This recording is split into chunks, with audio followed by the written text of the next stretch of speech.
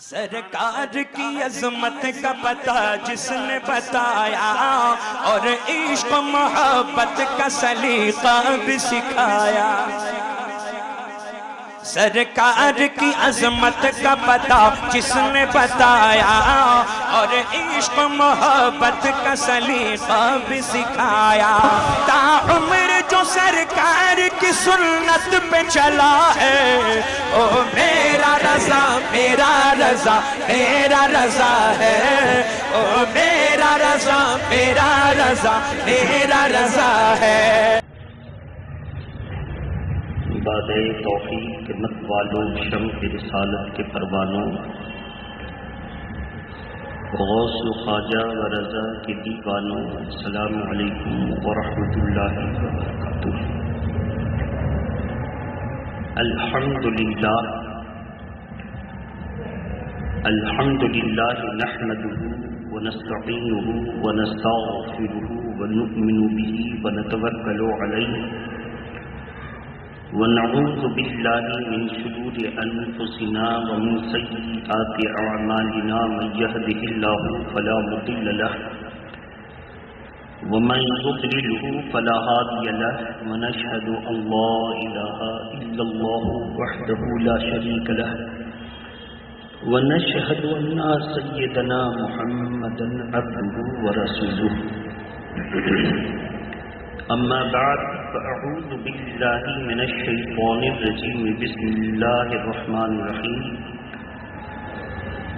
سبحان الذی اسری بعبده لیلا من المسجد الحرام الى المسجد الاقصى، صدق اللہ العلی العظیم وبلغنا رسولہ النبی الامین المتین الکریم۔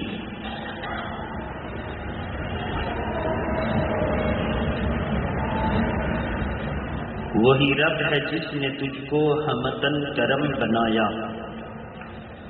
وہی رب ہے جس نے تجھ کو ہمتن کرم بنایا، ہمیں بھی مانگنے کو تیرا آستاں بتایا، تجھے حمد ہے خدایا۔ اور یہی بولے فکرہ والے چمنے جہاں کے تھالے، یہی بولے فکرہ والے چمنے جہاں کے تھالے، سبھی میں نے چھان ڈالے پر تیرے پائے کا نہ پایا، تجھے حمد ہے خدایا۔ سرکار اعلیٰ حضرت اس انداز میں حمد کرنے کے بعد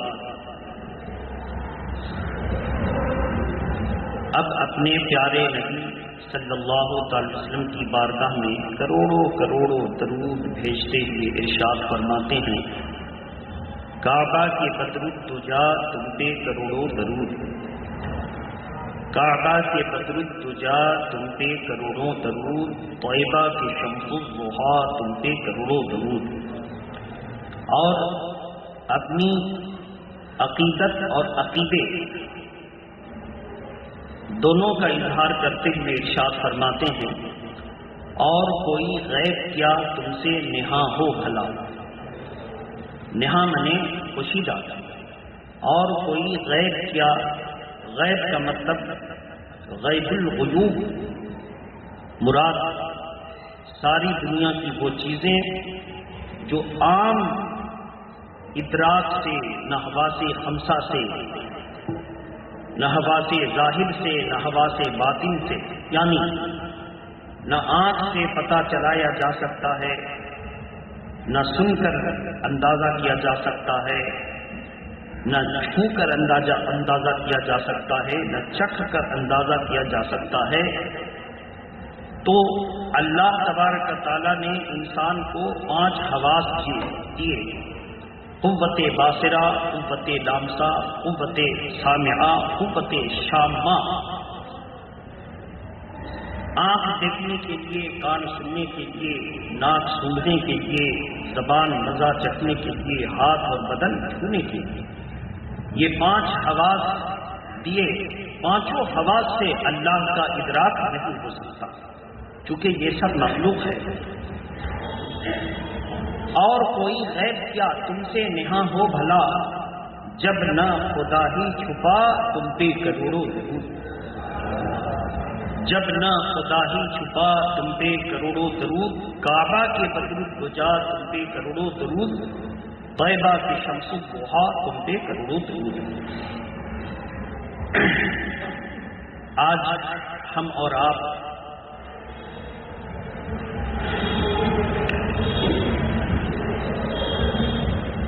رجب المرجب کے جس مبارک مہینے سے گزر رہے ہیں،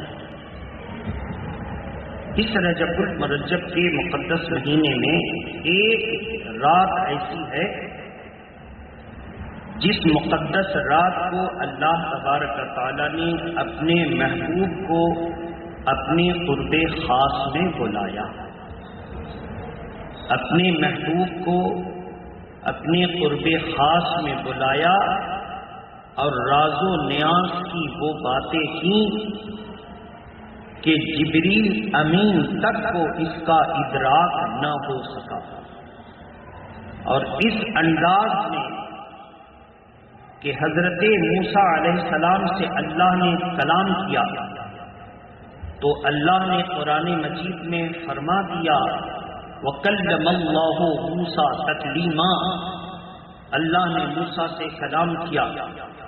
لیکن جب ہمارے اور آپ کے پیارے نبی کو قرب خاص میں بلا کر کے بات کیا، گفتگو کی، تو ان تمام گفتگو کو صیغہ راز میں رکھا، پوشیدہ رکھا اور کہہ دیا فَأَوْحَىٰ إِلَىٰ عَبْدِهِ مَا أَوْحَىٰ، اپنے قرب خاص میں بلا کر اس ذات مقدس نے اپنے محبوب کو وحی کی، جو چاہی وہ وحی کی، بتایا نہیں کہ کیا کیا، جو چاہی اس نے وہی وحی کی، بتایا نہیں کہ کیا کیا۔ اب اس کو یہی کہیں گے کہ اللہ نے جو چاہا دیا اور رسول نے جو چاہا وہ لیا۔ قرآن مجید کی 5ویں پارے کی آیت کریمہ اعلان کرتی نظر آئی وَعَلَّمَكَ مَا لَمْ تَكُنْ تَعْلَمْ، اللہ تعالیٰ فرماتا ہے اور ہم نے اپنے محبوب کو وہ علم عطا فرمایا جو کوئی نہیں جانتا تھا، وَكَانَ فَضْلُ اللَّهِ عَلَيْكَ عَظِيمًا، اور یہ اللہ کا فضل ہے، جس سے چاہتا ہے وہ عظیم فضل عطا کر دیتا ہے۔ تو بہرحال 27ویں وہ مقدس رات ہے جس رات کو اللہ تبارک و تعالیٰ نے اپنے نبی کو اپنے قرب خاص میں بلایا اور اپنا دیدار کرایا۔ 15ویں پارے سورہ اسراء، جس کا دوسرا نام ہے سورہ بنی اسرائیل، جس کی شروعات ہے سبحان الذی اسری، سبحان سے اس کی شروعات اللہ نے کی، کیونکہ اللہ علیم و خبیر وہ جانتا ہے کہ جب ہم اس عجیب و غریب قرب خاص کا ذکر کریں گے تو بہت سے لوگ کہیں گے کہ اس دنیا میں کوئی انسان اپنے اللہ کو جاگتے میں نہیں دیکھ سکتا۔ کوئی یہ اعتراض کرے گا کہ اس سیکنڈ کے لمحے میں کہ جب کہ دروازہ بند ہوا تو زنجیر بھی ہلتی رہی اور وضو کا پانی ابھی بہ ہی رہا تھا کہ حضرت گئے بھی اور آ بھی گئے۔ اتنا مختصر سے وقت میں کوئی کروڑوں کروڑوں سال کا سفر نہیں کر سکتا۔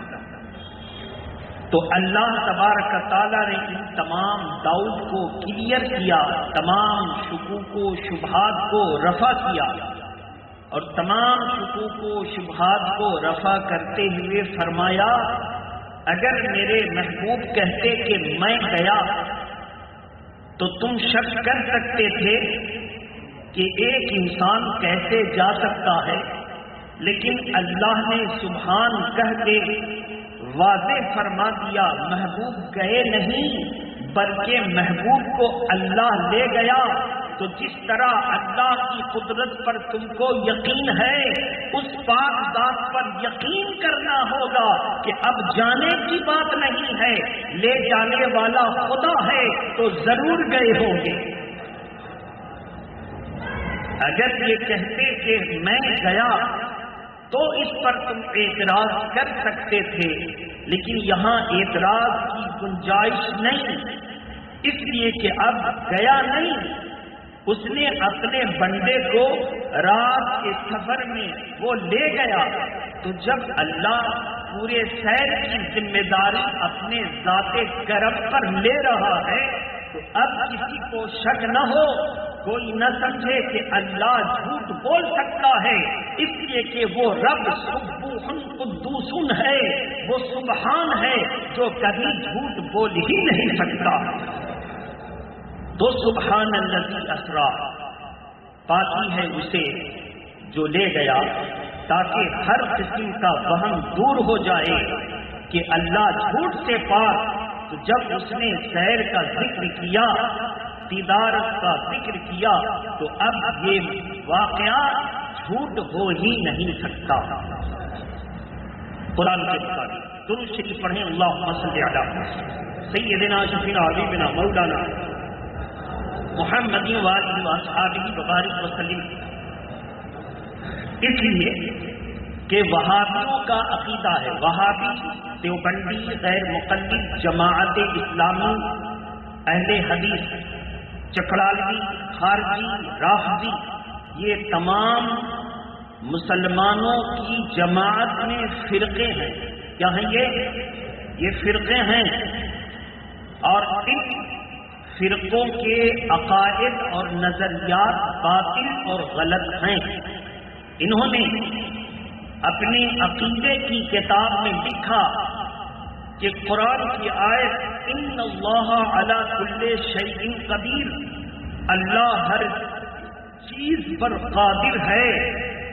اس آیت کریمہ سے یہ ثابت ہوتا ہے کہ انسان جھوٹ بولنے پر قادر ہے، اور اللہ جھوٹ بولنے پر قادر نہ ہو تو اللہ کا ایک وصف کم ہوگا، اور اللہ کسی وصف میں کسی سے کم نہیں ہو سکتا۔ تو وہابی عقیدے کے مطابق ان کو ماننا پڑا کہ جب آدمی جھوٹ بولے یہ قدرت اس کو ہے تو اللہ کو یہ قدرت کیوں نہیں ہو سکتی۔ اس لیے اس آیت کریمہ کی تفسیر میں وہابیوں نے لکھا کہ اللہ جھوٹ بول سکتا ہے۔ کیا لکھا؟ اللہ جھوٹ، اور ریزن کیا بتایا، علت کیا بتائی؟ علت بتائی کہ جھوٹ بولنا انسان کے تحت قدرت ہے۔ اگر اللہ جھوٹ نہ بولے تو آدمی اس قدرت میں بڑھ جائے گا۔ کیا ہو جائے گا کہ آدمی تو بول سکتا ہے لیکن اللہ نہیں بول سکتا۔ اگر ایسے ہی مان لیں تو آدمی تو کھا سکتا ہے، اللہ نہیں کھا سکتا، تو یہاں بھی تو اللہ کی شان گھٹ گئی۔ اللہ سو نہیں سکتا مگر آدمی سو سکتا، اللہ رفع حاجت نہیں کرتا مگر آدمی کرتا، اللہ اترتا چڑھتا نہیں مگر آدمی اترتا چڑھتا ہے۔ یہ ساری باتیں آ گئی نا، بہت ساری قدرت آدمی کو ہے مگر اللہ کو نہیں ہے۔ ان تمام کا رفع یہ کہ اللہ کے تحت قدرت کا معاملہ انہوں نے سمجھا ہی نہیں۔ اعلیٰ حضرت فاضل فریضی اس کا ترجمہ کی تفسیر پیش کرتے ہیں، ان اللہ علی کل شیء قدیر۔ اس کا ترجمہ کرنے والوں اللہ ہر شے پر قادر ہے، یہ ترجمہ ہوگا اللہ ہر ممکن شے پر قادر ہے جو اس کی شان کے لائق ہے۔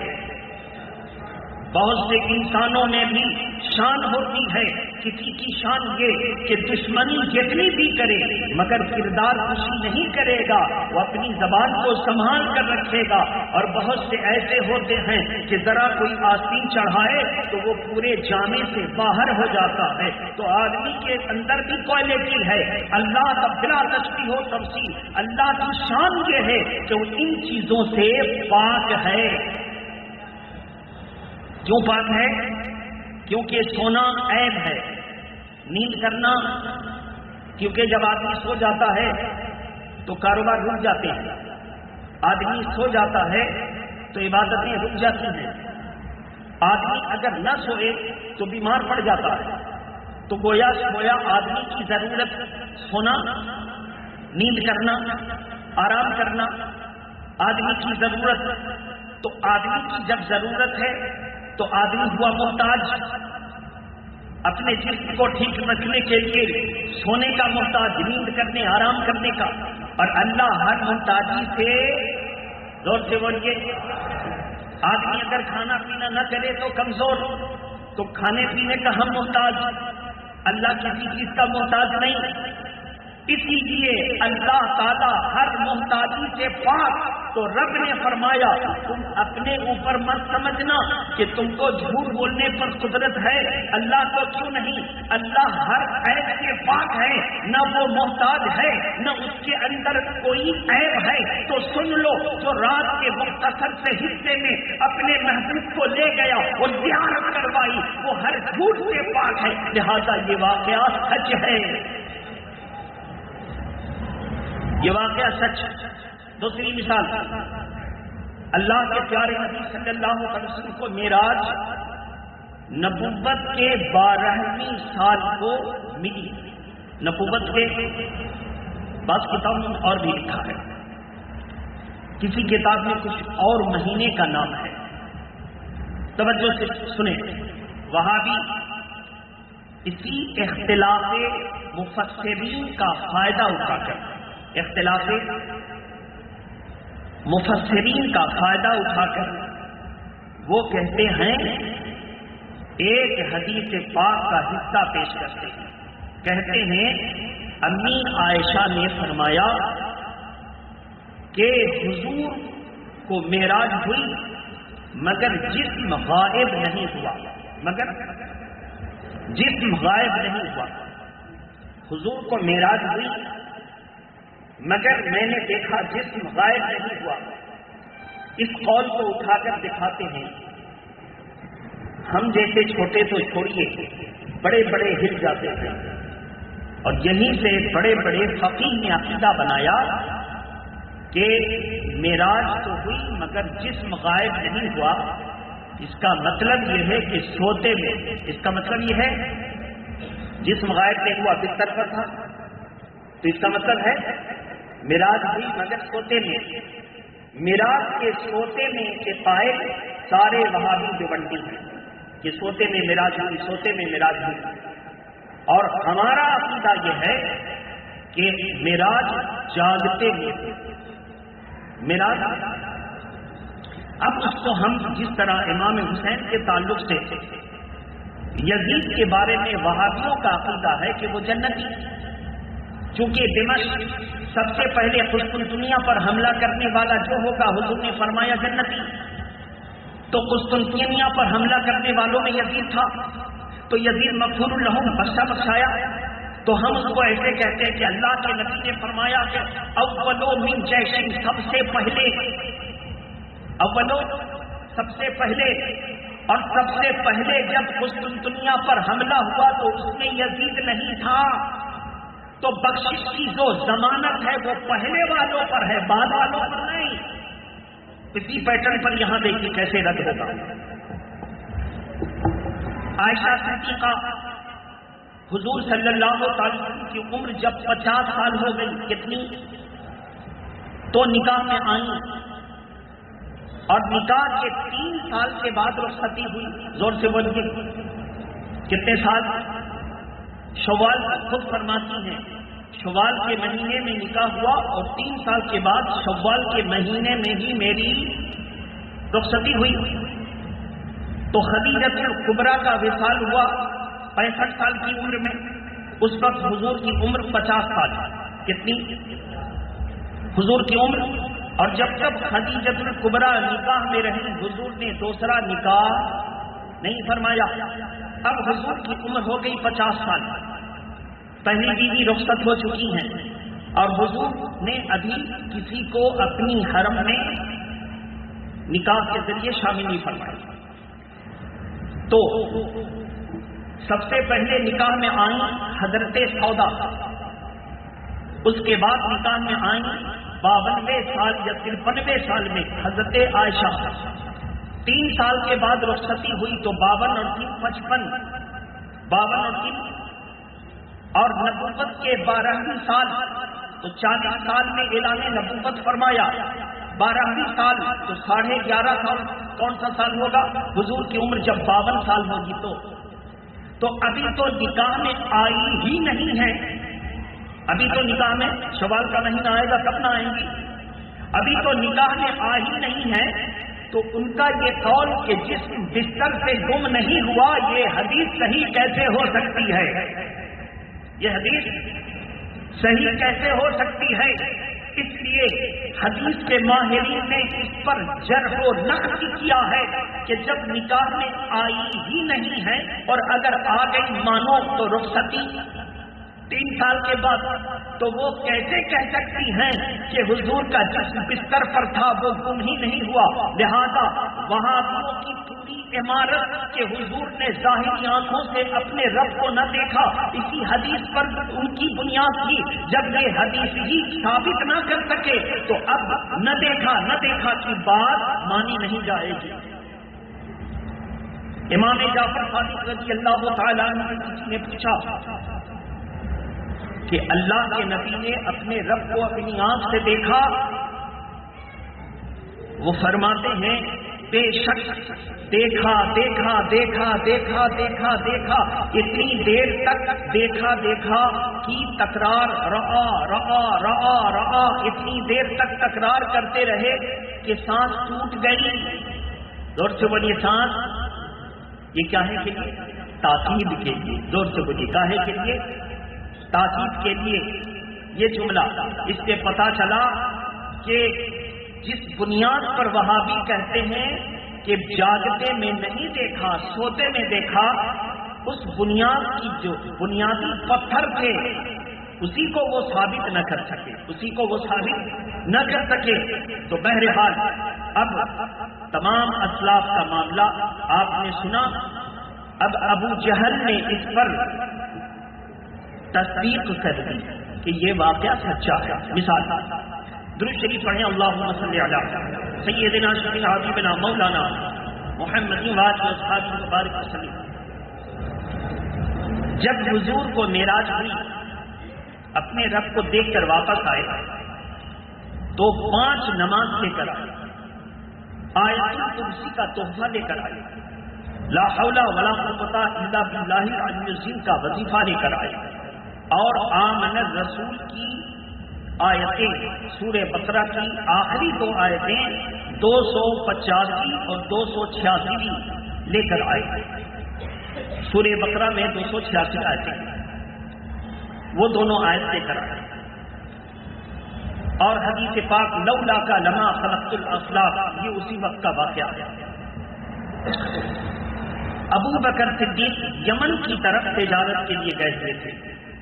अबू जहल करवटें बदलता रहा कि हुजूर ने तो कहा है कि मुझको रब की ज़ियारत हुई और मैं बैतुल मुक़द्दस गया, 40 दिन का सफर सेकंड में वो कैसे कर सकते हैं, वगैरह वगैरह। तो अबू बकर सिद्दीक आ गए। अल्लाह के प्यारे नबी सल्लल्लाहु अलैहि वसल्लम ने सबसे पहले पूरा वाक़या अबू बकर को बताया। अबू बकर ने कहा, सदक़ता या रसूल अल्लाह, आपने सच फरमाया। तस्दीक कर दी। तस्दीक करने के बाद अबू जहल से मुलाकात हुई। कहा, सुनते हो? कहा, क्या? कहा, तुम्हारे साहिब ने कहा है कि मैंने रात के मुख्तसर से हिस्से में मस्जिद हराम से मस्जिद अक्सा तक गया। बताओ तो ऐसा हो सकता है? हम लोग सफर में जाते हैं, तुम जाते हो, 40 दिन में हम लोग पहुंचते हैं, आना जाना 40 दिन, और वो इतना जल्दी गए और आ गए। कहा, सुनो, अगर अल्लाह के नबी ने कहा है तो सच कहा है। अगर अल्लाह के नबी ने कहा है तो सच कहा है, बल्कि हम तो इससे बड़ी बात भी कबूल करते हैं। हम तो इससे बड़ी बात भी। अबू जहल यहां से मुखालिफ हुआ और उसने अपने तमाम लोगों में कहना शुरू किया, नहीं, दीदार नहीं, मेराज नहीं, दीदार नहीं। ये अबू जहल की मुखालफत करना اس بات کی دلیل ہے کہ مخالفت آدمی خواب کی نہیں کرتا. زور سے بولیے مخالفت. بھائی آپ خواب میں دیکھ کے کہیں کہ میں یہاں سے اڑا، جاپان گیا، چین گیا، وہاں گھوما، بازار میں گھوما، ایسے دیکھا ویسے دیکھا، تو کوئی بھی آپ کی بات کو دلیل کے ساتھ نہیں کاٹے گا. کہا خواب ہے، دیکھا ہوگا خواب ہے. پوری طاقت لگا کے اس بات پر توجہ دلانا کہ نہیں یہ غلط ہے، یہ اس بات کی دلیل ہے کہ حضور نے خواب کا واقعہ بیان نہیں کیا، بیداری کا واقعہ بیان کیا. تبھی تو وہ سختی کے ساتھ رد کر رہا ہے. تو ابو جہل کا انکار اس بات پر واضح دلیل ہو گئی کہ میرے آقا خواب کا واقعہ نہیں بیداری کا واقعہ بیان کر رہے تھے، تب تو وہ انکار کر رہا تھا، تب تو وہ انکار کر رہا تھا. اسی کو کہتے ہیں الفضل ما شہدت بہ العادات. فضل اور بزرگی تو وہ ہے کہ اس کا دشمن بھی گواہی دے دے، اس کا دشمن بھی گواہی دے دے. الغرض کہ میٹنگ ہوئی، لوگوں نے حضور سے پوچھا کہ اچھا آج بات بتائیے، بیت المقدس ہم جانتے ہیں، سفر ہم کر چکے ہیں، بیت المقدس میں کتنے ستون ہیں، کتنے پیلر، دروازے کدھر ہیں، سمت کدھر ہے، بتائیے سب. اللہ کے پیارے نبی نے فرمایا تم جاتے ہو، اگر میں پوچھوں تو تم بھی ایک ایک چیز کو نہیں بتا سکو گے. ہم آپ کے سامنے ابھی یہاں پر موبائل، رومال اور قلم اور دوسری چیزیں رکھ دیں اور پھر اس کو ہٹا دیں اور کہیں کہ بتاؤ تو کیا کیا چیزیں تھیں، اکثر لوگ نہ بتا سکیں گے. زور سے بولیے. یہ ایگزام بھی ہوتا ہے، اس طرح کا ایگزام بھی ہوتا ہے، اکثر لوگ نہیں بتا سکیں گے اور بتائیں گے بھی تو قریب ایگزیکٹ یقیناً نہیں بتائیں گے. اور اگر بتایا بھی، پورا بتا بھی دیا تو ڈاؤٹ رہے گا. اور نبی کے ہر جملے میں ڈاؤٹ نہیں، نو ڈاؤٹ، نو شک شبہ، کوئی شک شبہ نہیں. جو نبی کہتے ہیں وہ یقین کے ساتھ کہتے ہیں. تو اللہ کے پیارے نبی نے فرمایا اگر تم سے بھی پوچھا جائے تو تم بتا دو گے؟ اور میں بتاتا ہوں. میرے آقا فرماتے ہیں تو اللہ تبارک تعالیٰ نے میرے سامنے جبریل امین کو حکم دیا کہ پورا بیت المقدس اٹھا کے رکھ دیا، یہ پوچھتے رہے اور میں بتاتا رہا. یہ دوسرا معجزہ، اس لیے کہ اگر میرے نبی غلط ہوتے تو اللہ مدد نہیں فرماتا. غلط ہوتے تو زور سے بولیے اللہ مدد نہیں فرماتا. اللہ کا مدد کرنا، جبریل کا بیت المقدس کو پیش کرنا، اس بات پر دلیل تھی کہ میرے محبوب آپ سیر کرنے کے لیے گئے تھے، رب کے عجائبات کو دیکھنے کے لیے، ستون اور کھڑکیاں گننے کے لیے نہیں گئے تھے. لیکن یہ ظالم اگر دلیل مانگ رہے ہیں تو آپ کا رب آپ کو رسوا نہ کرے گا، بلکہ پورا بیت المقدس حاضر ہے. جو سوال کرے جواب دیتے چلے جائیے. پتا چلا کل ابو جہل کا منہ کالا ہوا تھا، آج بہادروں کا منہ کالا ہو رہا ہے. آج دیوبندیوں کا منہ کالا ہو رہا ہے. وہ اس بات پر اڑے ہوئے ہیں کہ ان کا جس بستر سے گم نہیں ہوا، جس پر بنیاد تھا وہی حدیث ہلکی ہے، اور وہ اس کا تعلق جو ہے مفسرین اور محدثین کی نظر میں پوچھیے کہ کیا معاملہ. جب شادی ہو کر نکاح میں آئی ہی نہیں تھی تو وہ حدیث کیسے بڑھ سکتی ہے؟ بہرحال تو یہ میرے آقا صلی اللہ علیہ وسلم اس لیے جمے رہتے، اسی پر قائم رہتے کہ اللہ نے جس طرح ہم لوگوں کو اتحاد کے ساتھ ایک مسجد کے دامن میں رکھا ہے، ایک مدرسے اور عمارت میں رکھا ہے، جس طرح میرا خدا ایک، رسول ایک، اللہ کے ولی ایک، اس طرح ہم سب کو بھی ایک رہنا چاہیے. سنیوں کا اتحاد سنی سے ہو سکتا ہے، مسجد اور مدرسے کی لڑائی والوں سے اتحاد نہیں ہو سکتا. نہ دعوتیوں سے اتحاد ہو سکتا ہے، نہ صلح کلیوں سے اتحاد ہو سکتا ہے. مسلمانوں کا اتحاد ہو سکتا ہے تو سنی کا اتحاد سنی سے ہو سکتا ہے. اسلام زندہ باد، مسلک اعلیٰ حضرت پائندہ باد. اور کوئی ہے کیا تم سے نہاں ہو بھلا، جب نہ خدا ہی چھپا. تم پہ کروڑوں درود، کعبہ کے بدرود تو جا، تم پہ کروڑوں درود، طیبہ کے شمس الضحیٰ تم پہ کروڑوں درود، وآخر دعوانا ان الحمدللہ رب العالمین۔